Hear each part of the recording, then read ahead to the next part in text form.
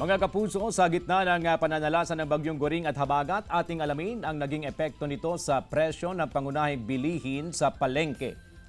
Sa Malimgas Public Market ng Dagupan City, mataas ang presyo ng kamatis na pumapalo sa 140 to 180 pesos per kilo dahil galing pa raw ng Mindanao at Visayas ang supply.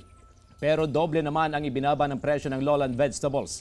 40 hanggang 60 pesos per kilo ang tapyas sa presyo ng sitaw, talong, ampalaya at kalabasa dahil maraming supply. Samantala, sa Magsaysay Fish Market naman, tumaas ang presyo ng bangus ng 20 pesos depende sa laki.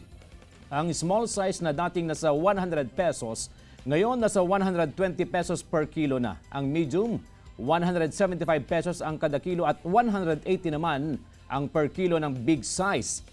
Tumaas ang presyo ng bangus dahil ayon sa mga tindera, kakaunti lang ang supply matapos mag-force harvest bago pa ang pananalasan ng Bagyong Egay.